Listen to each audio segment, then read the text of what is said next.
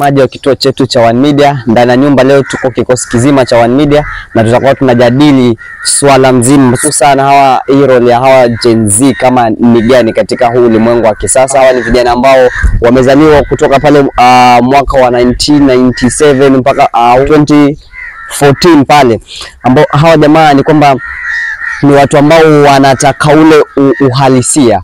Kwa majina naitwa Winman na ndani ya nyumba bado tuko na wengine. Unaitwa nani? Vivian na Tieno. Gabriel Menza. So Vivian na Tieno na Gabriel tutakuwa tunajadili hili swala. Sasa nataka nije kwako Madam Vivian. Ile nafasi ya Gen Z katika huu ulimwengu wa kisasa ni gani? Okay. So wajua hata sisi ni Gen Z. Kabisa.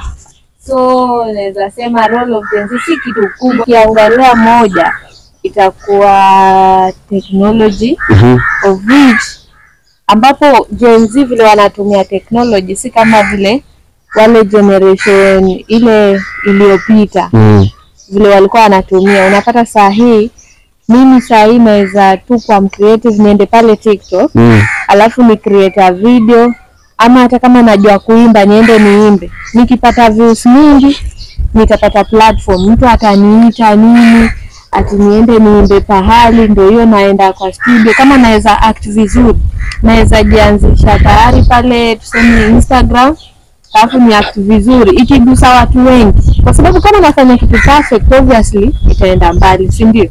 So ikikuwa perfect watu wengi watagusa, alafu itani create a platform.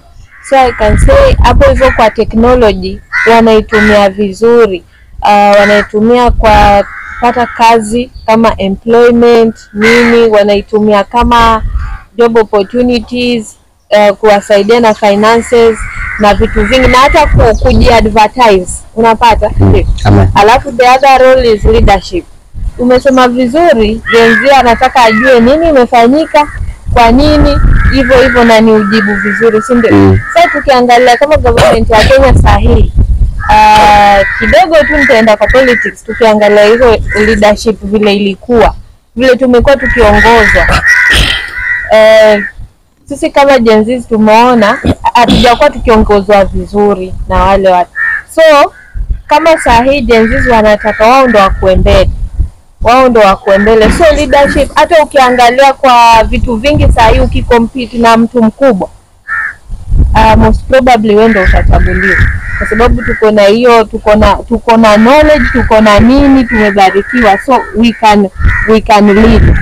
So I can say it's about digital marketing na alafu hiyo ingine leadership.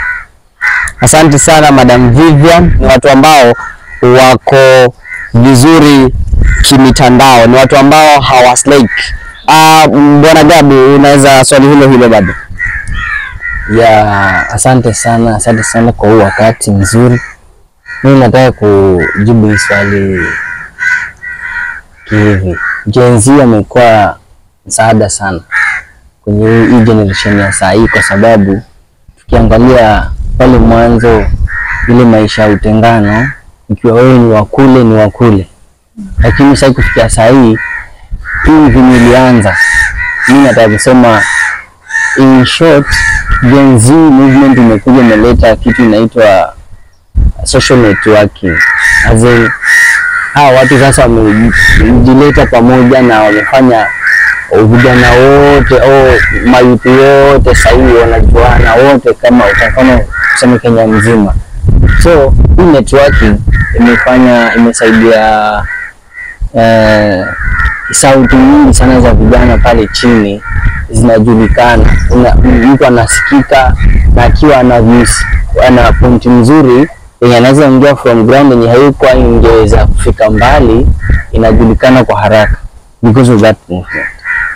Sasa ingine Gen Z wamechangia kutengeza, wameleta kitu inaitwa empowerment in such a way that watu wengi sahihi hapa through the Gen Z movement imeleta kitu inaitwa ajira.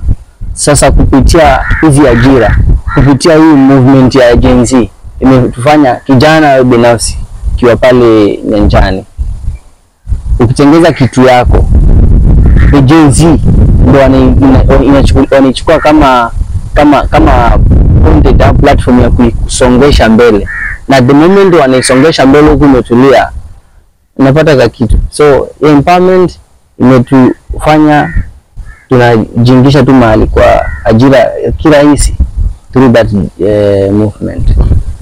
Asante sana Bwana Gabu.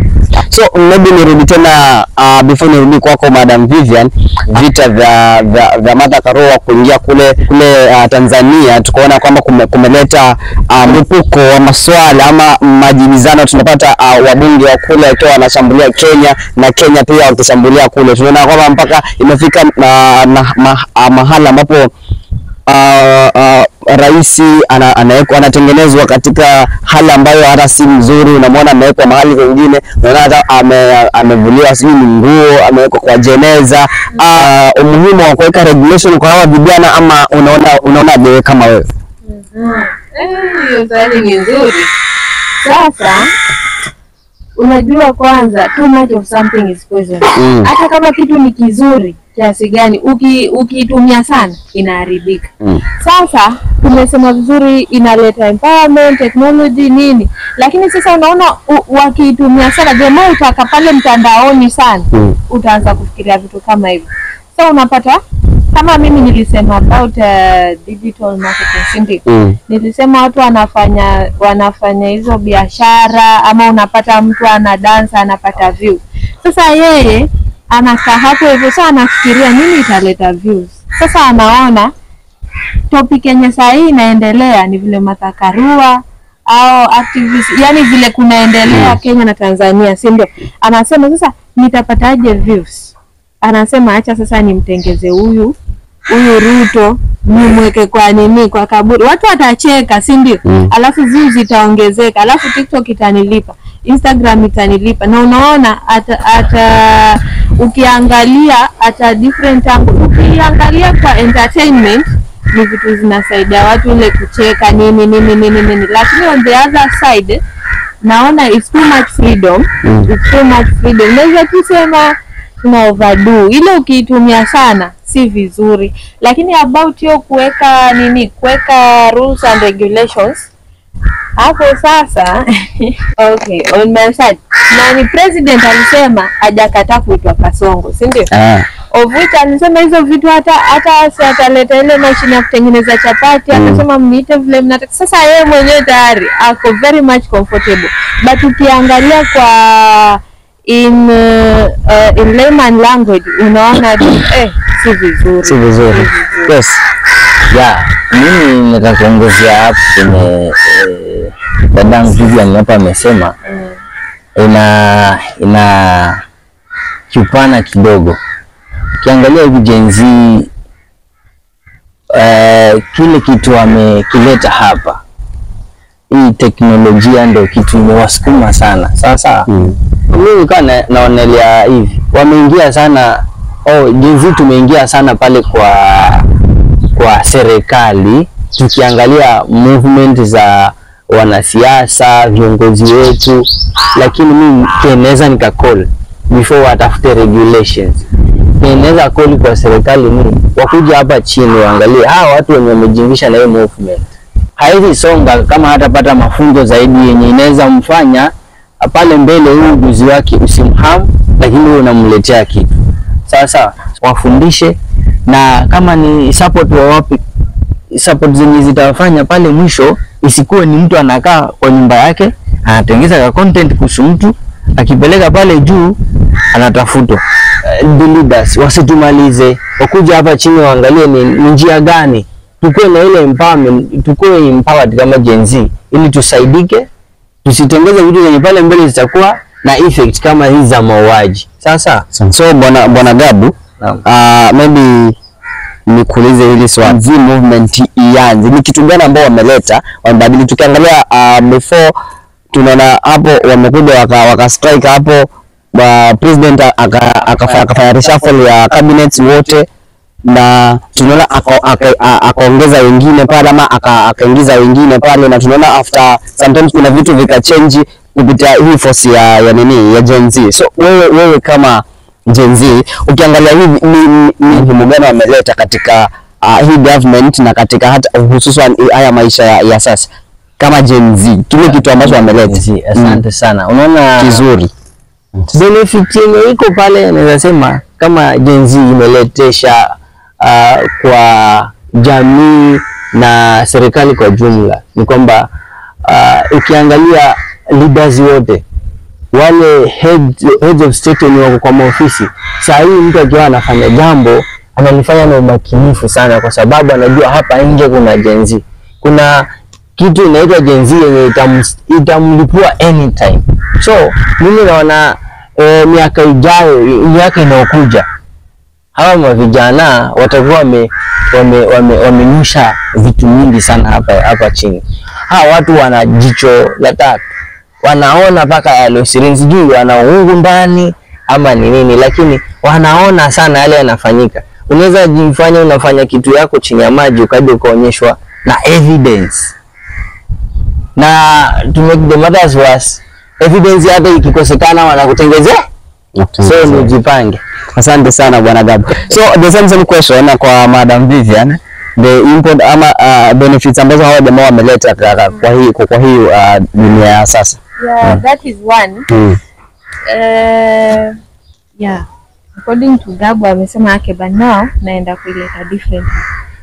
So one benefit is justice. Vile umesema ni ukweli, wamefanya watu wakuwe wanamakinika. So unafanya kitu kama una uangalifu sana, unajua hapa hivi nikaa naonekana nini, una take responsible of your action. Alafu ya pili ni justice, kwa sababu right now we want justice for Ojwang, si ndio? We want justice for other people, wale wa nini bado zinaendelea, tunataka justice. So justice must be served. Kitu yote yenye Gen Z amekuwa involved in, hata tuseme shahidi stima ilipotea hapa Baolala, mambo ya transformer nini, tulikuwa tunataka nini? Tunataka stima. Na hiyo ni justice, ni haki yetu. And it shall be served, it must be served, and it needs to be served. Yeah, so me I can say justice hapo hivyo. Asante sana.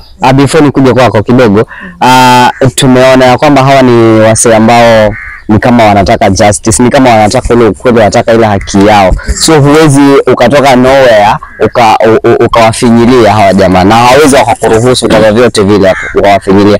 Yes, Bwana Gabo, uko na kitu yote unataka kuongezea before tuendelee? Yeah, mimi nilikuwa nataka kuongezea pale kwa I know there is this movement, the so called activism, right?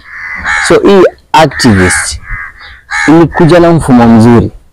Sasa ilikuwa na mfumo mzuri, na kenye ilikuwa ikifanya ilikuwa ni kitu kwenye ilikuwa na mshiko. But si tuseme ni Gen Z, lakini watu hapa wamekuja wamechange, inakuwa sasa like there is what we call politics imeingia pale ndani, ili watu wameingisha pale biashara, na nielewa because mtu anakuja hapa aliye, kwa mfano akuje kwa institution kama hii hapa tulipo, aje aanze kuteta incharge kuna shida hii, kuna shida hii. By the end of the day, huyu mtu anaweza kuwa akona target, mutual target yenye yeye mwenyewe amelenga. Ushanipata? Sasa hatukatai activist, tuko hata mimi nikiwa ni member wa activista, lakini kuna wale wenye pale mbele wanajaribu kuleta activism na target. So mimi naweza ngakusukuma kama activist, lakini wewe unatafuta mlango fulani kwenye serikali unataka kuingia. Ukishaingia unanyamaza mpaka mimi simame tena huku kama activist kutafuta pale. So hatukatai, lakini let us look pale activist ilianza na pale inalenga. Kama ni malengo bado ni yale ya kutafuta haki kwa jamii na kwa mtu yote yule, wacha ibaki kuwa activist na activism. Sawa, nakuta mtu anajiita activist, lakini kile kitu amepeleka pale mtandaoni ni kitu kina incitements, ni kitu yenye hata mimi nikipata kama Gen Z activista siwezi nikaishare kwa my platform, kwa sababu it has a lot of ikono gonjwa tuseme, unanielewa? So tafadhali ni Gen Z hapa nje tujaribu kuangalia kile kitu tunatengeza na kile kitu tunajaribu kuata, na activist ule wa ukweli mwenye ako na ukweli haizi jificha atume kitu before hata kitu kitumwe, akinaweza kukatumwa na wengine wakati yeye amejaribu kionyesha watu hadhara kuwa hii kitu hakifai. Sasa mtazamaji wa kwetu, basi kama unavyoendelea kututazama ni kwamba hususan tulikuwa tunaangalia ile role ya Gen Z, na kwa upana ama kwa ufupi ni kwamba tukiangalia serikali ya Bwana Ruto ama ya President Ruto ni kwamba tumeona kwamba hawa Gen Z ndio wamekuja, yani kitu moja ambacho tumejifunza kwa Gen Z, wako na umoja. Hao jamaa kwa mara ukiangalia historia ya Ojwang pia bado ni umoja. Kwa sababu jamaa hata ukiangalia kuna watu wengine hata hawastahili kuandamana, watu wanaandamana, hata kuna wengine hawamjua, hawajakutana na huyo jamaa na bado wanaandamana. So tunaona Gen Z hawa jamaa ni watu ambao wako na umoja, na kwa umoja wao wakafanya President Bwana Ruto afanye nini, afanye hizo reshuffles kwa government yake. Jambo la pili, hao ni jamaa pia ambao hawaogopi. Kama kuna watu hawaogopi ni hawa jamaa. Hata wako na mwenzao amekwa risasi hapa kama hiyo juzi, bado wanaweza kukuandama kama askari. Tunaelewana. So pia jamaa wanaweza kutumia technology na wakakuattack. Hao jamaa ni kama space, hata si lazima upate mtu ambaye anaweza kama uko na biashara watu wa advertise sio biashara yako, through technology wanaweza kutengenezea advert through technology. Hata wewe usiwe hapo, wanaweza kuchukua tu sura yako bado. Kama ile last time wakati nishatengeneza ile picha like pale mtandaoni tunapata. So hao ni Gen Z bado, ambao wanafanya vote hawa. Na maybe nikuje kwako Madam V, maybe ni jambo gani ama ni kitu gani, jinsi gani hawa viongozi wa sasa watakuwa wa muingiliano mpaka hawa jamaa wa Gen Z waweze kucooperate na hawa viongozi wa sasa? Kwako Madam V. Yeah, that's a good question. Kwanza, Gen Z wamesoma sana. Saa hii inasemekana that ratio ya bodaboda riders wenye wako na degree ni 1:5.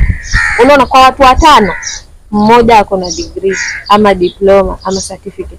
So ni watu wamesoma, na unapata mtu ananunua hiyo bodaboda aendeshe ndio ili apate riziki yake, tuseme hata amefika 30. Unaona, na ako na degree, si hata hajatafuta kazi, ametafuta akaikosa.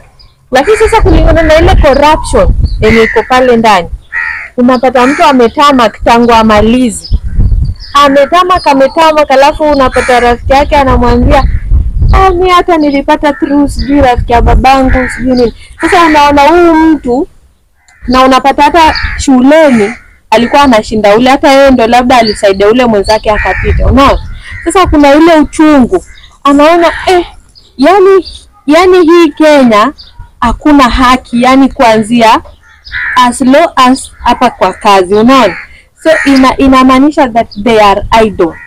Number one thing enye inaweza fanyika ni tu hiyo employment. Wakikuwa provided na employment na jobs, au wase wataenda mbali. Na hapo hivyo mtu atakuwa busy. So you know, an empty mind is the devil's workshop. Mtu atakuwa akili yake inafikiria vile atatengeza pesa, ama akishaanza ku-earn hii anafikiria vile ata-earn ya juu yake. Si ndio? Hata kuwa na kazi sijui ya kuandika hapo kasongo nini. Lakini kama hana kwanza ile uchungu ya the fact that umestruggle shuleni, alafu bado unaenda kutafuta kazi unakosa, na hiyo nini umepata, yani tuseme umequalify hizo maswali hapo hivyo kwa interview, umequalify kabisa mpaka hao watu wakakwambia utapata. Haki ya Mungu inauma. So if government inaweza create jobs, ina create. But sasa like at least waongeze ku create jobs ukweli. And then unasema mara kazi yako apelekwe. Hiyo wajua ni nepotism to some extent. Una practice nepotism. Na hapa hivi we are patriots of this country. So hakuna vile utataka ati sijui mkaza mwanangu ndio aende hapo by force nini, na kuna mtu mwenye ako eligible for that job. Unaona? So sisi wazazi, sisi leaders ndio pia tunafanya hao Gen Z wanakuwa na hiyo hasira. Unaona? Wanaona hapana, kumbe kenye tu itanisaidia basi ni force, ni hiyo force. And then another thing pia yenye wanaweza fanya apart from creating jobs is kuwasikiza. Government at least should give them a listening ear, wasikia watu wanasema nini. Unaona vitu kama kulikuwa na Lions Day pale kitambo, kulikuwa na Lions Day, si kitambo sana, hapo ilikuwa KTN. Enye unakuja na project, alafu unaenda hapo una present your project, then wanakupea pesa, the government inakupea pesa. It was good. Unaona vitu kama hizo, like ako ready kukusikia na kukupea hiyo job kama hiyo project iko mzuri. Vitu kama hizo sana ndio zinafaa kuongezwa. At least watu wasikie akili yetu, kwa sababu unapata mtu ako na ideas mingi, lakini sasa kama haujamsikia, kama umpe hiyo listening ear, unapata anaingia kwa drug nini, anasema hii dunia hii, na akishaingia kwa drug niambia after hapo akafanya nini, ate kitu kidogo ataenda kusoma ofisi ya MP. Unaona sasa? Asante sana. Kama ulivyosikia mtazamaji wa kwetu, ni kwamba kuna vitu ambavyo kama government ni lazima ifanye ili hawa watu tukaweze kuingiliana. Sisi kama Gen Z si kama tunataka big things. Hatutaki vitu vingi. Niongezee kitu moja hapa. Nataka niseme hivi. Hizi kazi ziko pale na wao zinatoka wakati tofauti. Shona, kwa mfano sasa kuna hiyo advert ambayo inatoka. Zile advert zikitoka, okay, ministry fulani imetaka watu fulani, ministry fulani imetaka watu fulani. Hakuna sub county yenye haina watu wana meet hizo qualification.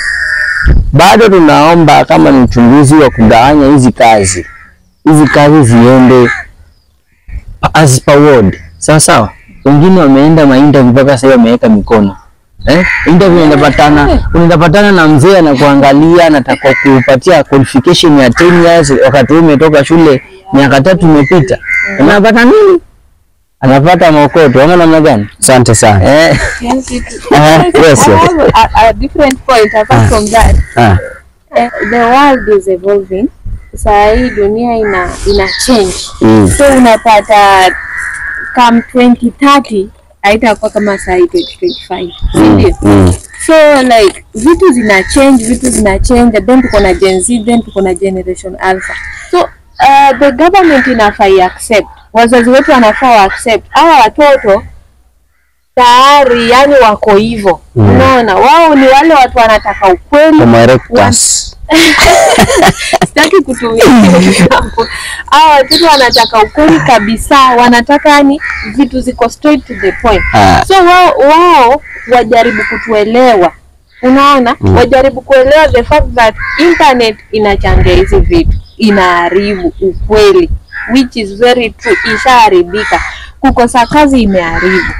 Place imeharibika, maji yakimwagika hayazoleki. Now what do you do? Say for example, mtu heartbreak mwenzake. Sasa do you want to tell me ati anafaa ajiue juu amekuwa heartbroken? No, life must continue. You have to move on. So what am I saying? Like wanafaa waelewe the fact that imeharibika. Unaona, these people don't have jobs. Government pia haina pesa. But now what can we do? We can make peace with these people. Unaona? We can like tukue tu, yani ni kama tunaelewana. Unaona? Yani tukue ni kama tu ni marafiki. Yes, ni sawa sisi tulilelewa hivi au amelelewa hivi. Generation Alpha wako tofauti. Hata sisi tutapata shida na hao. Unaona? But sasa we have to change with the changes. Yeah? So watu nini? Wao wanafaa kushuka chini, wa humble themselves. Sisi pia tushuke chini. So anasemanga ukionyesha mtu mazuri, obviously yeye pia atachange. Yeah, so if they do that, sisi pia tutakuwa convinced. Yani tu hivyo tu, and then everything will be okay. Asante sana.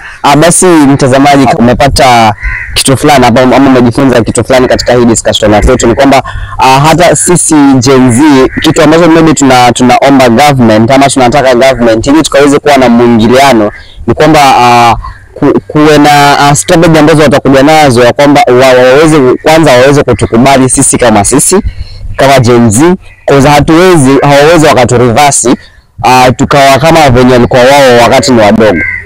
Wakaweze kujiamini nini tunataka. The government must know what we need. Unemployment, hakuna ajira, lakini tunaweza tuwa create ajira. Because government ni kubwa na vitu ni mingi vya kufanya. Watakuwa hawana ile kitu ya kusema wa fight government. So tukimalizia, nataka tukaweze kupata neno la mwisho kwa Bwana Gabu na Madam Vivian hapa, ili tukaweze kutamatisha hii mjadala fupi zaidi. Asante sana. Mimi ningependa kumaliza nikisema hivi.